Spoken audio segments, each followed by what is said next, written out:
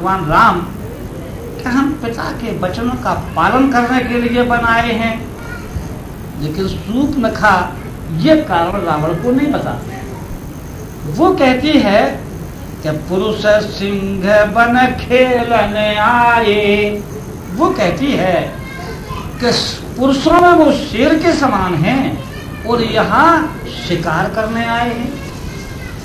तो ये शूर्पणखा ने कैसे कह दिया, ये कैसे कह दिया शूर्पणखा ने? तो उसको जहां से परिचय मिला, उस परिचय को सुनकर के ही रावण को समझाया उसने राम का परिचय। तो पहली बात तो उसने कहाँ सुनी? पहली बात तो उसने ये सुनी कि जब खरदूषण ने रामचंद्र जी को देखा और लक्ष्मण को देखा, तो एक बात उसके मुंह से निकली, बोला कि यद्यपि भगनी की न कुरूपा, अब बदलायक नहीं पुरुष अनूपा। सच है कि हमारी बहन को इन्होंने कुरूप कर दिया, लेकिन ये बालक वध के लायक तो है नहीं, ये तो बड़े अनोखे पुरुष मालूम पड़ते हैं, इनको मैं कैसे वध करूंगा? तो शूर्पणखा ने सबसे पहले यही बात कही रावण से कि कहीं रावण भी इनको देख कर के ये ना कह ले कि ये पुरुष अनूप हैं, वध के लायक नहीं है। इसलिए पहले ही उसने चेतावनी दी कि अवध नृपत दशरथ के जाए, कि ये आ माने नहीं और बद माने बद योग नहीं है तो ऐसे ये कि जो बद योग नहीं है और राजा दशरथ के ये पुत्र हैं। ये बात तो यही खरदूषण के मौसम ने मालूम हुई। और दूसरी बात कहाँ से मालूम हुई कि ये शिकार करने के लिए आए? वो बात मालूम हुई किस प्रकार कि जब खरदूषण ने राम से कहा कि अगर तुम अपने प्राणों को बचाना चाहते हो तो सीता को हमें सौंप दो, तो मैं तुम्हारे दोनों के प्राण छोड़ दूंगा, तुम्हारा वध नहीं करूंगा, और अगर तुम सीता को नहीं देते हो तो युद्ध के लिए तैयार हो जाओ। तो राम क्या कहते हैं?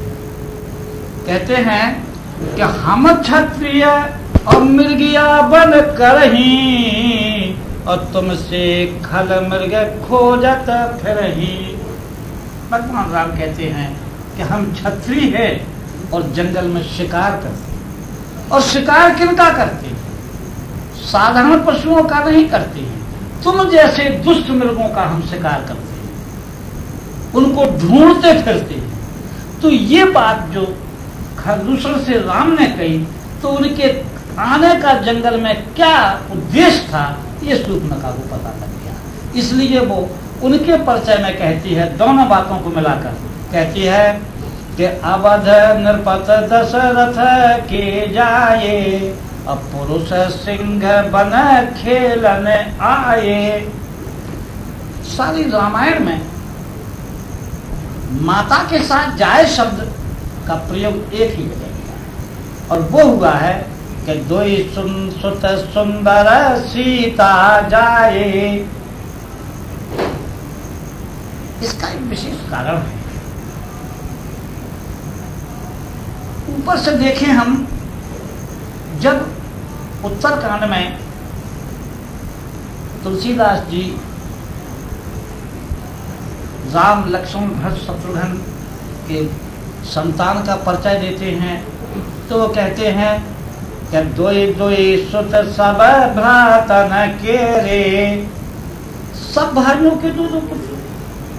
तो जब सब भाइयों के दो दो पुत्र की बात कह दी तो चारों भाई हो गए थे। लेकिन जब आगे कहते हैं कि दोई सुत सुंदर सीता जाए, तो पता लग जाता है कि सब जो शब्द है वो तीन भाइयों के लिए है, भरत, लक्ष्मण और शत्रुघ्न, राम के लिए नहीं है। अगर राम भी उसमें शामिल होते तो अलग से सीता का नाम लेने की क्या जरूरत है। लेकिन तुलसीदास जी कहते हैं कि दोई दोई सुत सब और भ्रातन के रे, सब भाइयों के दो दो पुत्र हैं।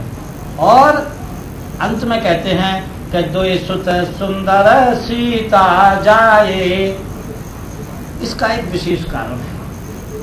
पिता वो नहीं है कि जिसने पुत्र को पैदा किया, पिता वो है कि जिसने पुत्र की जिम्मेदारियों को निभाया हो, जिसने पुत्र की जो उसका उत्तरदायित्व है संतान के प्रति वो पूरा किया हो, वो पिता है।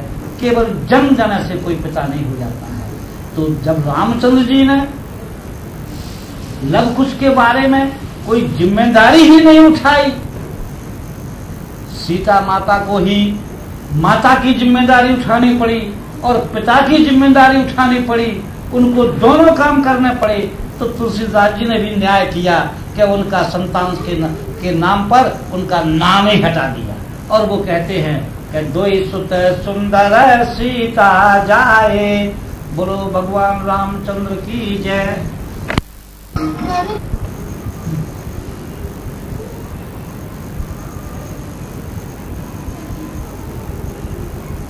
विभिन्न धर्मों ने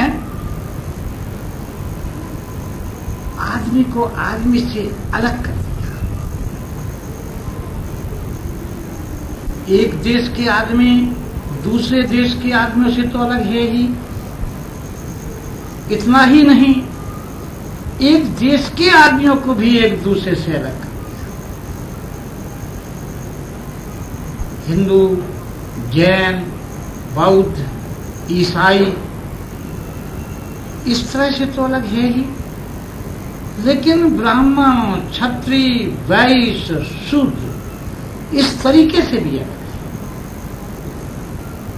तो आदमी आदमी से बट गया, हम उनसे गहरी सामाजिकता स्थापित नहीं कर पा रहे हैं। जैसा एक मनुष्य को एक दूसरे मनुष्य के साथ सामाजिकता स्थापित करनी चाहिए थी, वो बिल्कुल ऐसा हो गया है कि जैसे ब्राह्मण एक समाज है, वो बिल्कुल क्षत्रियों से अलग है, वो बिल्कुल वैश्यों से अलग है, शूद्र बिल्कुल वैश्यों से अलग है, क्षत्रिय शूद्र से अलग है।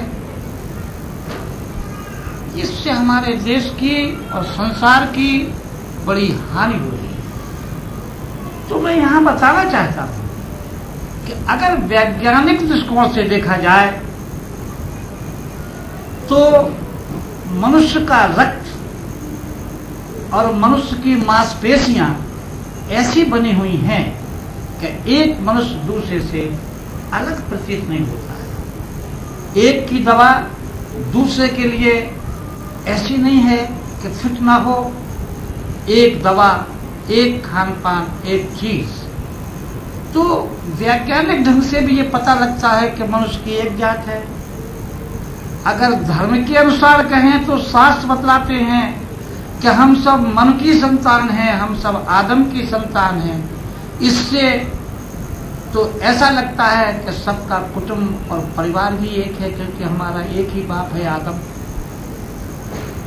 तो चाहे वैज्ञानिक दृष्टिकोण से कहा जाए और चाहे धार्मिक दृष्टि से कहा जाए, मनुष्य की एक जात है। जिस प्रकार पशु कहने से विभिन्न जातियों के पशु का बोध होता है, जब हम पशु कहते हैं तो शेर, हाथी, ऊंट, भैंस, गाय आदि भिन्न भिन्न पशुओं का बोध हो जाता है। लेकिन जब हम मनुष्य कहते हैं तो मनुष्य कहने से इस तरह की भिन्न भिन्न जातियों का बोध नहीं होता। मनुष्य शब्द केवल एक ही जात के प्राणियों के लिए है और वो है मनुष्य।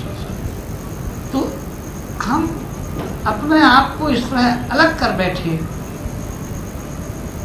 हमारा उनके साथ खान पान नहीं हो सकता है,